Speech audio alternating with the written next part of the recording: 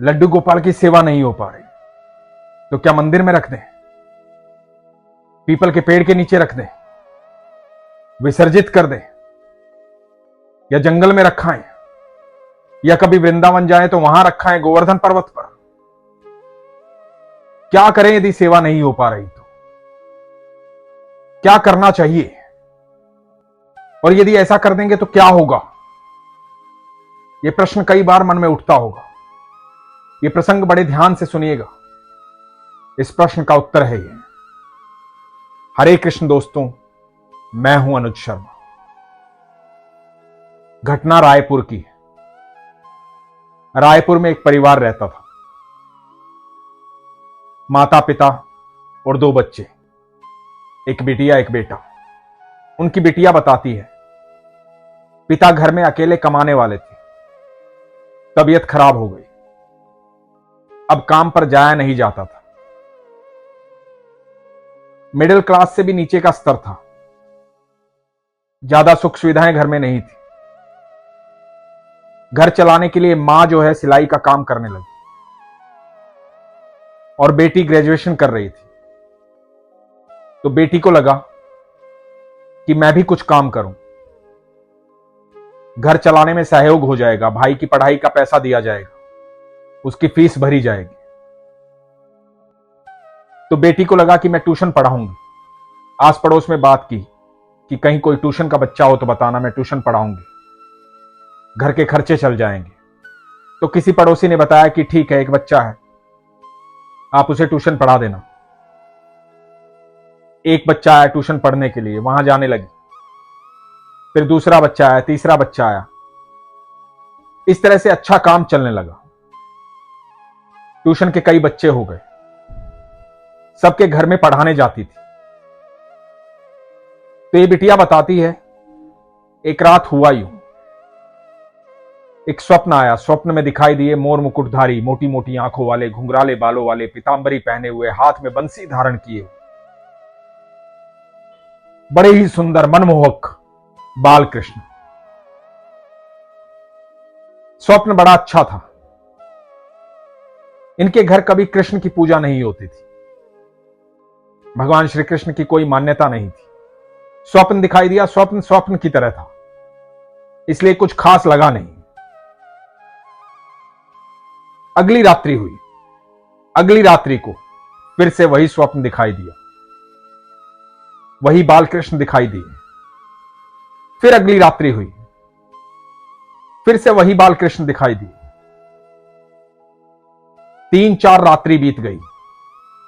बार बार कृष्ण स्वप्न में आते, मुस्कुराते, एक दीवार के पीछे से झांकते और चले जाते। इस बच्ची को अजीब लगने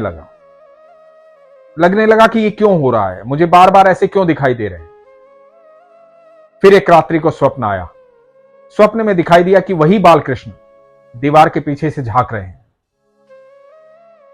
आज जब वो दीवार के पीछे से झांक रहे हैं तो उनकी आंखों में अश्रु है। स्वप्न में ये बच्ची विचलित हो गई और देखने लगी कि ये क्यों हो रहा है। और इसे दिखाई दिया कि जिस घर में ये ट्यूशन पढ़ाने जाती है, ये उस घर का दृश्य है, ये उस घर की दीवार है। वो घर दिखाई दिया और उस घर की दीवार के पीछे से कृष्ण झांकते हुए दिखाई दिए। ये विचलित होकर के उठ गई। सुबह उसने ये बात अपनी मां को बताया कि मां, मुझे इस तरह से स्वप्न आया, कई दिन से सपना आ रहा है, ऐसे बालकृष्ण दिखाई देते हैं, लेकिन आज दिखाई दिए उस घर में जिस घर में मैं ट्यूशन पढ़ाने जाती हूं। उनकी आंखों में अश्रु थे, वो रो रहे थे। मां ने कहा कि बेटा, सपना है, कई बार ध्यान में बातें रह जाती हैं, सपना आ जाता है, तो इसमें इतना विचलित होने की बात नहीं। दिमाग में बहुत सारी बातें चलती हैं, इसलिए सपना आ जाता है। अब ये जो बच्ची है, जो इसका काम था ट्यूशन पढ़ाने का, ट्यूशन पढ़ाने गई, उस घर में गई, उस घर को गौर से देखा, वही दीवार दिखाई दी। ये बाहर वाले कमरे में बैठती थी, वो अंदर वाले कमरे की दीवार थी। बार बार झांक के देख रही थी उस तरफ। इसको लग रहा था कि अभी भी बालकृष्ण आएंगे और यहां से झांकेंगे, उसकी तरफ देखेंगे, लेकिन ऐसा हुआ नहीं। अगली रात्रि हुई, फिर स्वप्न दिखाई दिया। आज फिर स्वप्न में बालकृष्ण रो रहे थे, आंखों में अश्रु थे और एकदम से भाग गए। ये बच्ची विचलित हो गई, ट्यूशन पर गई, बार बार झांक कर उसी कमरे में देख रही थी जिसमें कृष्ण दिखाई देते थे। अपने विद्यार्थी से पूछा कि तुम्हारे इस कमरे में क्या है, क्या इस कमरे में मंदिर है? तो उस विद्यार्थी ने कहा कि नहीं टीचर, ये तो हमारा स्टोर रूम है, घर का सारा फालतू सामान इस कमरे में पड़ा रहता है। फिर अगली रात्रि हुई। जब अगली रात्रि हुई तो फिर से स्वप्न आया, और आज स्वप्न में क्या दिखाई देता है कि वही बालकृष्ण आंखों में अश्रु लिए हुए एक घड़े के पास बैठे रो रहे हैं। और ये बच्ची उस घड़े के पास जाती है, घड़े के अंदर झांकती है, झांक करके देखती है, अंदर से आवाज आ रही है, मैं बरसों से यहां बंद हूं, मुझे बाहर निकालो, मुझे बाहर निकालो, मैं बरसों से यहां बंद हूं। घड़े के अंदर झांकती है तो देखती है कि एक छोटे से लड्डू गोपाल घड़े के अंदर है। बाल रूप में कृष्ण बाहर बैठे हैं, लड्डू गोपाल घड़े के भीतर है। ये बच्ची विचलित हो जाती है, घबरा जाती है, ये सब स्वप्न में हो रहा है। घबरा करके उठ जाती है। इसके साथ में इसकी मां सो रही है। इसको घबरा कर उठा हुआ देख करके इसकी मां उठती है और कहती है, बेटा क्या हुआ? ये बच्ची सारी घटना बताती है, मां मैंने तुम्हें बताया था कि मुझे इस तरह का स्वप्न आता है, मुझे कृष्ण दिखाई देते हैं। आज वो एक घड़े के पास बैठ करके रो रहे थे, उसके अंदर से आवाज आ रही थी कि मुझे बाहर निकालो, मैं बरसों से बंद हूं, मुझे बाहर निकालो, मैं बरसों से बंद हूं।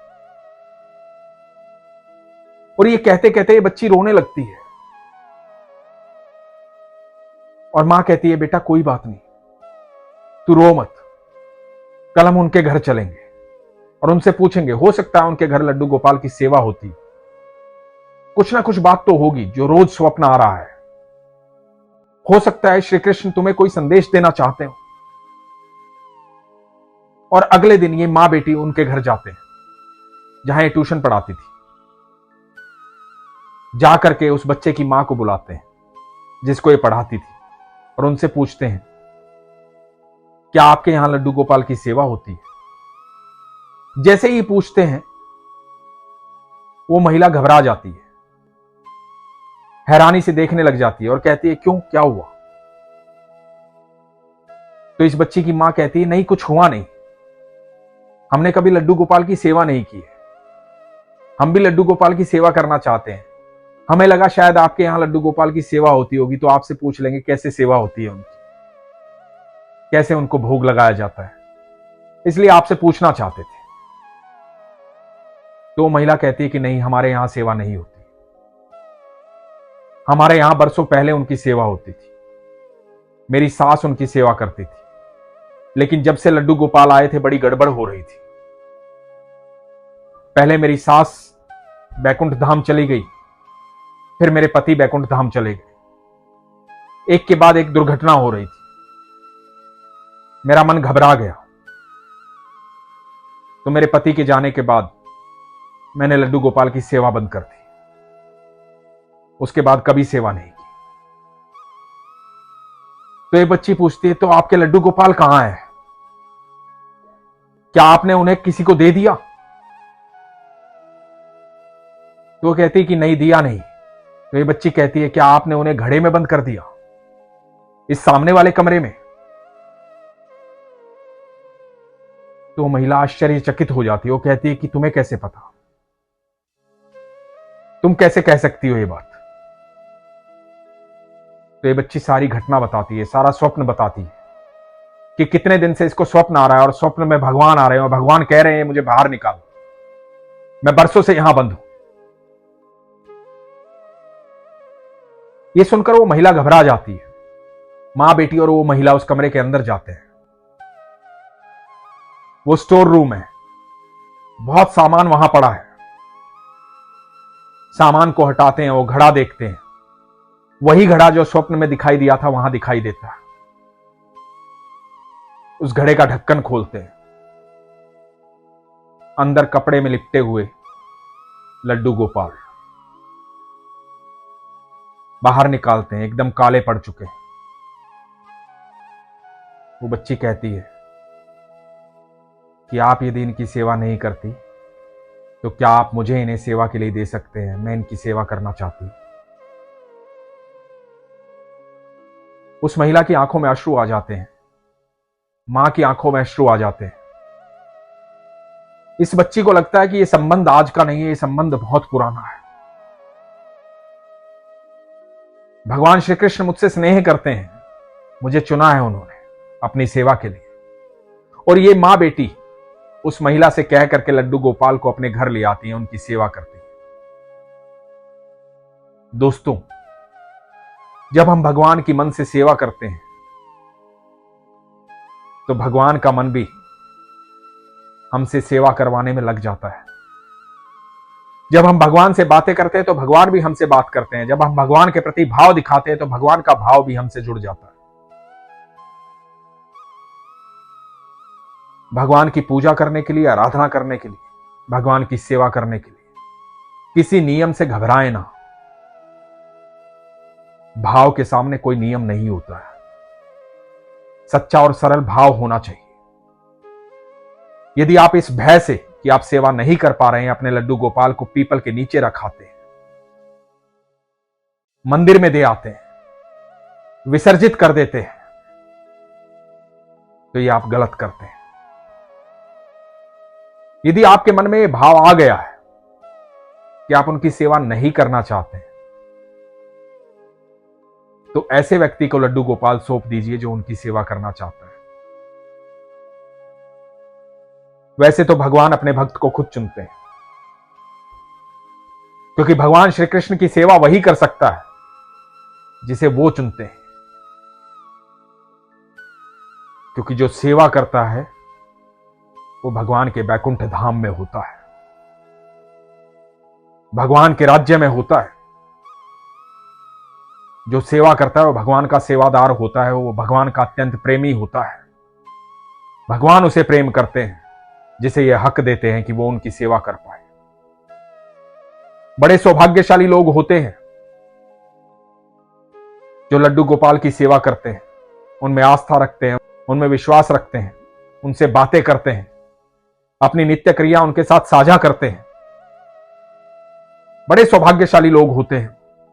और कभी मन में यह भाव नहीं आना चाहिए कि भगवान आपके घर आए और आपके घर में संकट आ गए। ऐसा हो ही नहीं सकता, संभव ही नहीं है। हम सब अपने कर्मों के प्रारब्ध काटते हैं। जो कर्म हमने किए हैं उसके प्रारब्ध हमें काटने होंगे।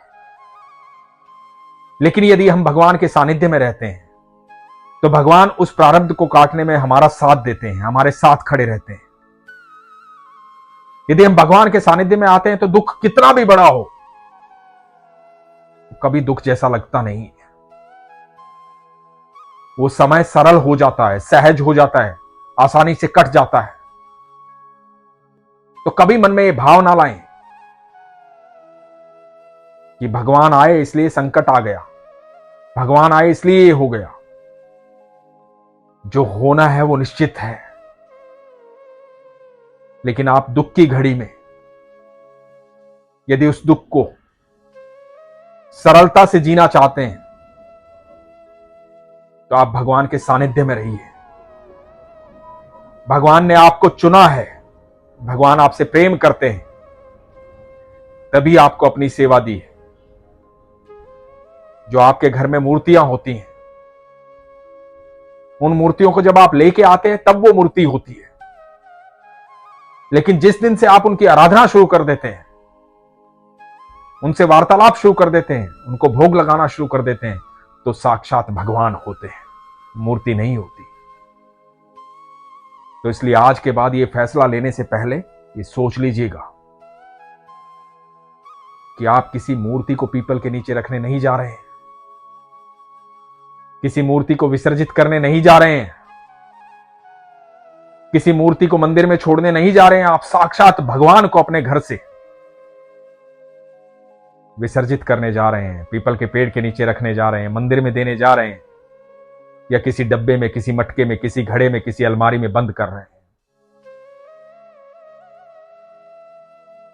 एक बार भगवान को सच्चे दिल से निमंत्रित कीजिए, भगवान आपको दर्शन देंगे। जिस तरह भगवान के सामने आप अपने भाव प्रकट करते हैं, भगवान भी अपने भाव प्रकट करेंगे। एक बार जुड़कर तो देखिए। लेकिन इस जुड़ने के लिए आपको विश्वास की आवश्यकता है। इसीलिए हमेशा कहता हूं, अपने विश्वास को मजबूत रखिए, अपना ख्याल रखिए। हरे कृष्ण।